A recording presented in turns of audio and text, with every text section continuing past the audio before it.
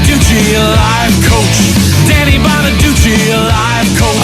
I'd like you to call up Danny Bonaduce, life coach, right now at 1-800-252-1025, or we will gladly take your emails at lifecoach@KZOK.com. Life Coach brought to you by Goldberg Jones Divorce for Men. Call 1-800-DIVORCE. Let us talk to Jeff in Lake Stevens. Good morning, Jeff. How are you?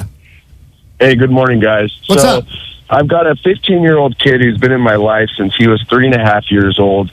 He's been growing up in Tacoma and renting and tent and everywhere, getting evicted with his mom. She has had 7 kids from 6 different dads. Jeez Louise. He's now in a situation where he's a sophomore in high school, and I want to move him up with me for his junior and senior years of high school to give him a shot.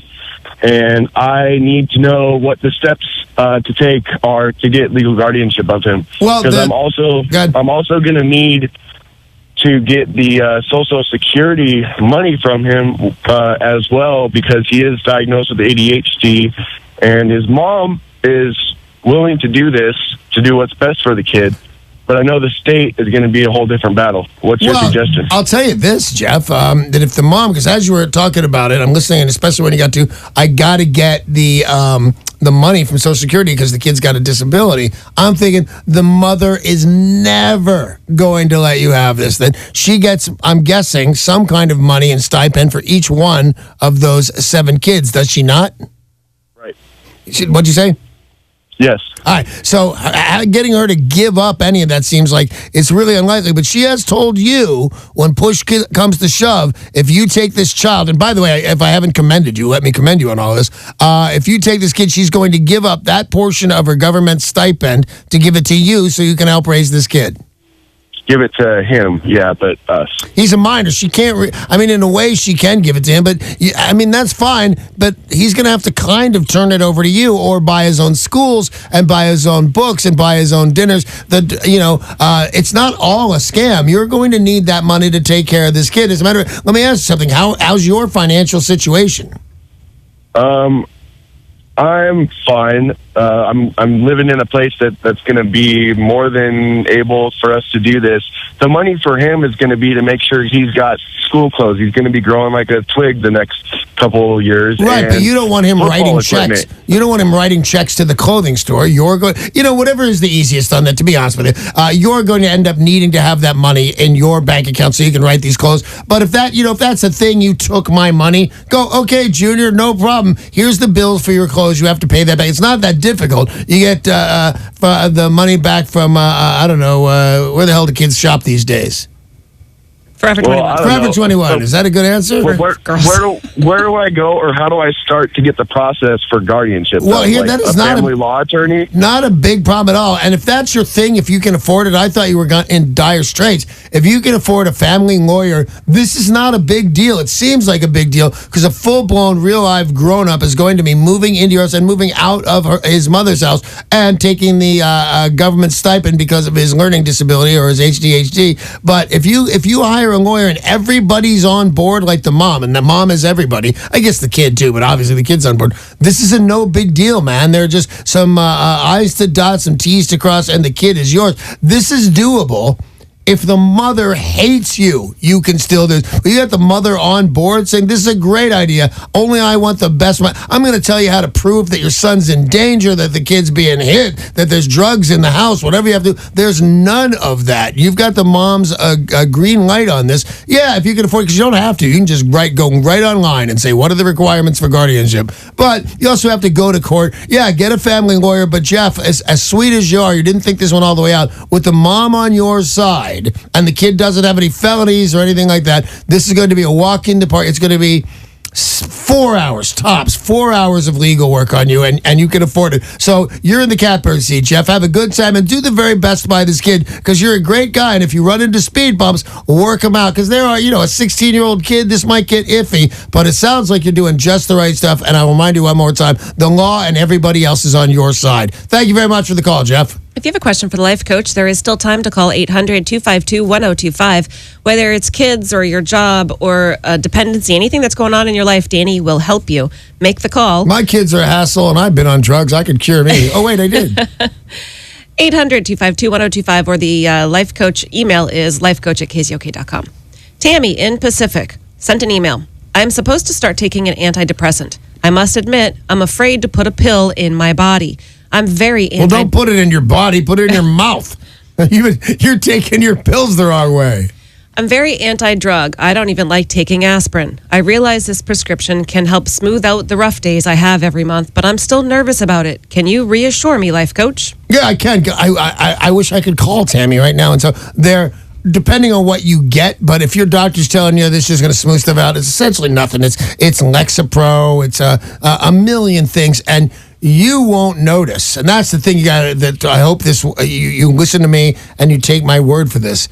You won't notice you've taken it. I take, the hell do I take? Lithium. I've been taking lithium every day for a decade. And that's an old school antidepressant, but it's a good one. I can't tell. I keep telling my wife, you know what? I feel great. Let's stop taking these things. I don't need a pill either. She goes, no, you forget. You're an idiot when you don't take these. You get all moody when you don't take these. You wonder why the world's round when you don't take these. I promise you, Tammy, take what it is the doctor ordered. Like I said, money says Lexapro. Although I haven't investigated in a long time. There may be some other ones that are, because they're so slight. You don't even know. But that's the big thing. You want me to reassure you it's going to be okay. Here's what I'm promising you. You won't know after about a month on these if somebody wanted to give you a sugar pill instead of your pill. You would never know in a mazillion years. They don't, aside from curing your headache, they're the same as an aspirin. They do other stuff, but you'll never, ever, ever, ever know. So take it, be a good person, and like I said, you're never going to notice when everybody says, man, you're so much better. You're not going to recollect exactly why they're saying that. I don't think I behave any differently at all, but I'm not better. I'm just not worse. So take your pills, sweetheart. You'll be so, well, the people around you will be so happy that you did. And like I said, you won't notice either way that you've been taking a pill. This is Danny Bonaduce, life coach, and we're going to put you on now with Pablo, who's calling from Seattle. Hi, Pablo. How are you? Pablo? Pablo, honey, are you there? Oh, and that's one of my favorite names, too. Pablo. Let's put Pablo back on hold and find out what's happened to Pablo. This is Danny Bonaduce, life coach. He is solving your problems one call at a time. Remember, you can change your name if you would like to remain anonymous. For some reason, there we go. He's back on hold. Let's put you on now with Becky in Seattle. Hi, Becky. How the hell are you?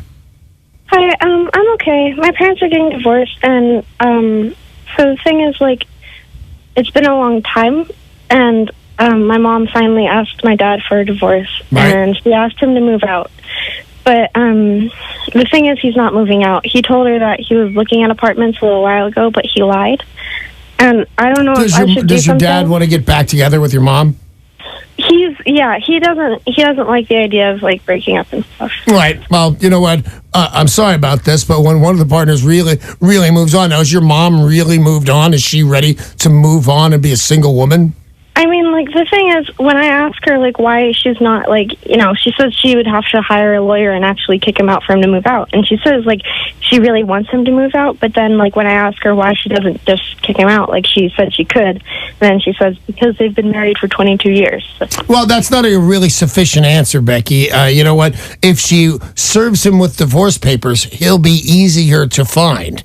So I think it's a big mistake of your dad not to move out. I didn't want to move out, Becky. My ex-wife and I had an enormous house with a finished basement. It had a 2-bedroom basement with showers and bathrooms. Why the hell am I moving out? Why am I paying money on rent? But mostly, I just didn't want to get a divorce then. It was it seems like a big hassle. I'm sorry I made the mistakes. So I think much like your dad, Becky, didn't want to go. You want your dad out, or not you? I'm sorry. I'm sure you don't want your dad out. Your mom wants your dad out. Serve them. File for divorce. Go get a lawyer for $500. And I'm going to say get a lawyer on this because you can divorce a guy if everybody's happy and thinking, all right, this is the best thing for both people. You can do it without a lawyer. You can just go online and print out the documents and go to schedule a court date and do it. Your dad does not want a divorce. And the problem with a parent that doesn't want a divorce, he can hold up everything. And one of the things, and I don't think it's going to come to this, Becky, but one of the things a guy that does want a divorce is refuse to sign the papers that get you divorced.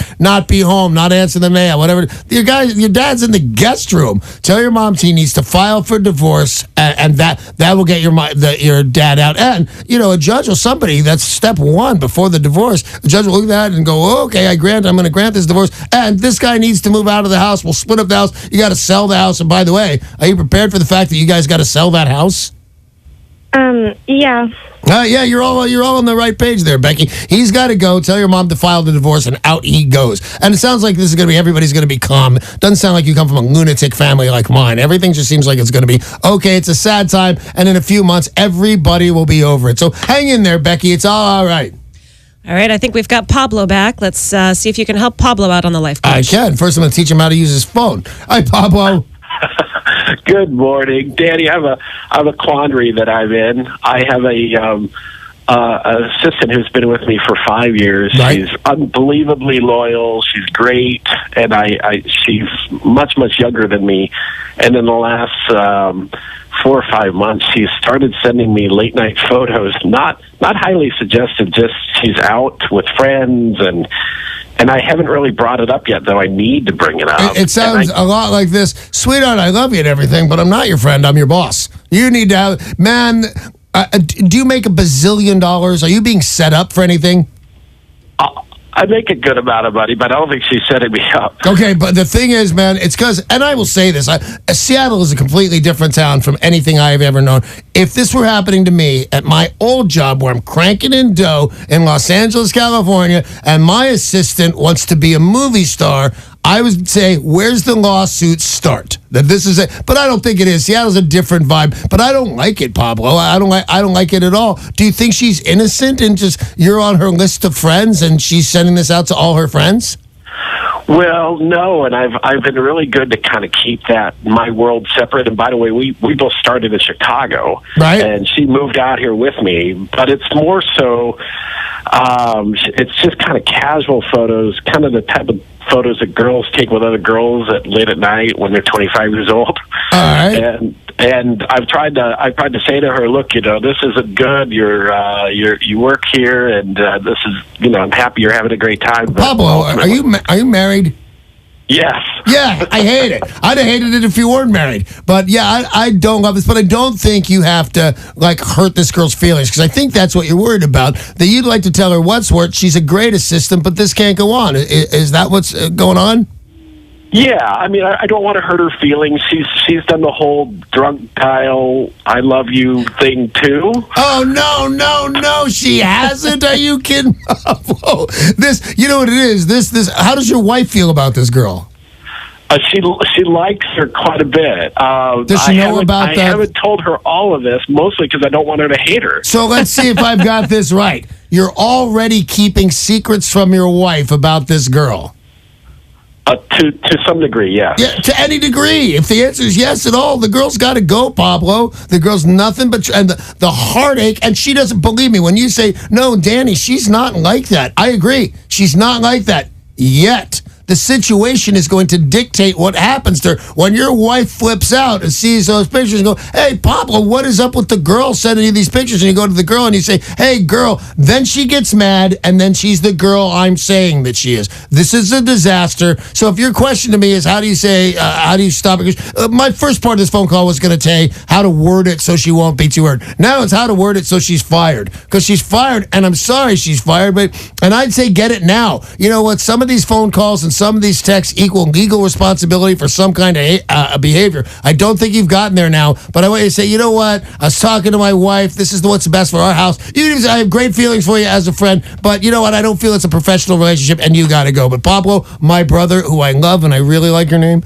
this chick needs to go forthwith. She's trouble, and you're already lying to your wife about it. Seems innocent, but it's still a lie. She's got to go. Thanks, Pablo. Hang in, buddy. I'd like to hear how this shakes out. That's fascinating. I appreciate all your calls there, everybody, and your emails and things. Hey, that was Danny Bonaduce, life coach, and it was brought to you by Goldberg Jones, Divorce for Men. Call 1-800-DIVORCE.